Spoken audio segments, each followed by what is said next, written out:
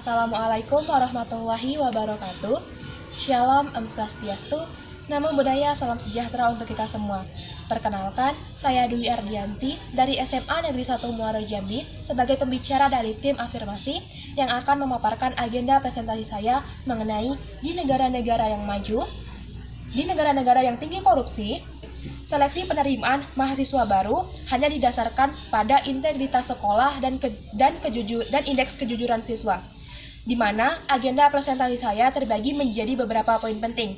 Yang pertama yaitu kontelektualisasi, yang kedua yaitu limitasi, dan yang terakhir yaitu justifikasi.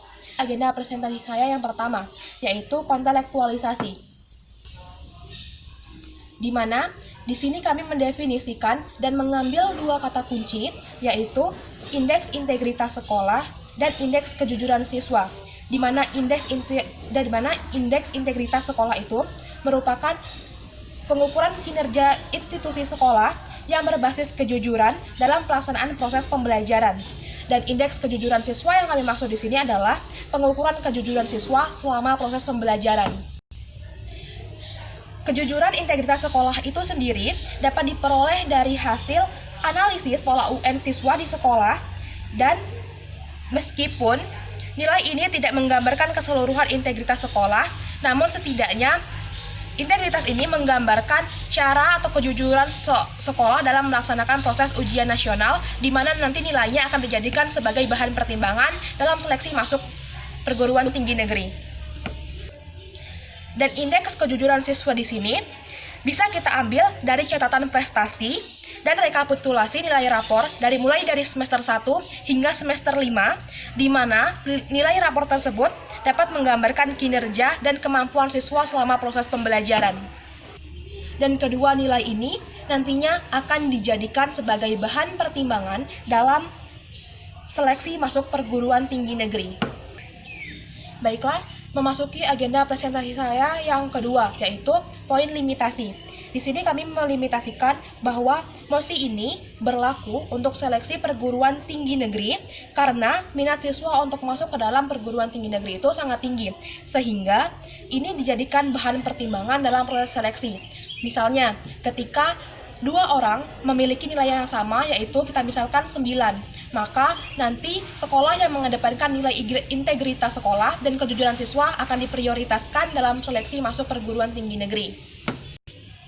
Dan yang kedua yaitu indeks integritas sekolah dan indeks kejujuran siswa itu sendiri dapat kita ambil berdasarkan bagaimana sekolah itu melaksanakan UN dan bagaimana kejujuran sekolah itu dalam melaksanakan UN.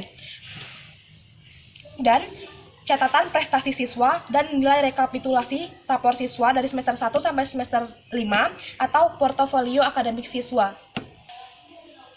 Dan Dewan Juri yang terhormat, mosi ini akan menjadi bahan tambahan mekanisme dalam pelaksanaan proses seleksi masuk perguruan tinggi negeri. Dan indeks integritas sekolah dapat kita masukkan sebagai bahan pertimbangan dalam proses seleksi SNMPTN, dan kemudian indeks kejujuran siswa dapat kita masukkan ke dalam proses seleksi SBMPTN. Lalu, pertanyaannya adalah, apa kaitannya tingkat korupsi yang tinggi dengan indeks integritas sekolah dengan kejujuran siswa?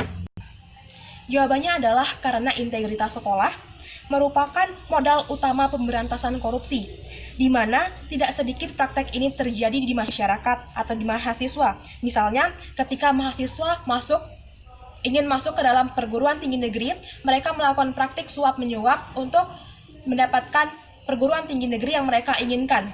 Dan ketika kita mengedepankan indeks integritas sekolah dan kejujuran siswa dalam proses penerimaan calon mahasiswa baru, maka secara tidak langsung kita akan mengembangkan nilai transparansi dan akuntabilitas yang jelas. Dengan demikian, kita dapat menekan penyalahgunaan kekuasaan dan mencegah perilaku korupsi. Karena komitmen yang dibentuk bersama di lingkungan sekitar untuk saling menjaga integritas dapat menjadi cara agar tidak terjerumus dalam praktik korupsi. Jadi, Tujuan kami di sini mengedepankan integritas dan indeks kejujuran siswa karena kami ingin mengembangkan nilai transparansi dan akuntabilitas agar tidak terjadi kecurangan yang tidak diinginkan saat proses seleksi masuk perguruan tinggi seperti kasus suap menyuap.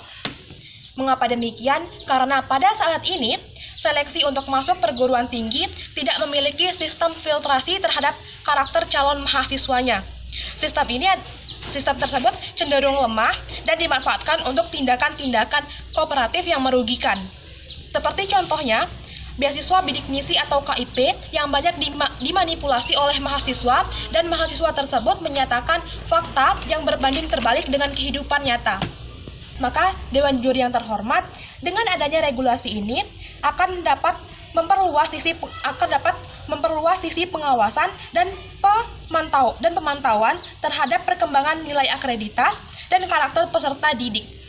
Dewan Juri yang terhormat, mosi ini merupakan salah satu dari strategi yang kami terapkan untuk memberantas praktek korupsi karena universitas merupakan tempat di mana lahirnya calon pemimpin-pemimpin negara.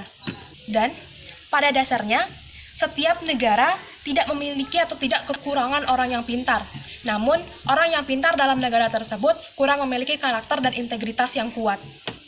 Dan kami tegaskan lagi bahwa mosi ini berlaku sebagai salah satu langkah penanganan kasus korupsi di Indonesia, di mana angka korupsi di Indonesia cenderung tinggi. Oleh karena itu, Dewan Juri yang terhormat, dengan ini kami menyatakan bahwa kami pro terhadap mosi kita pada hari ini. Terima kasih.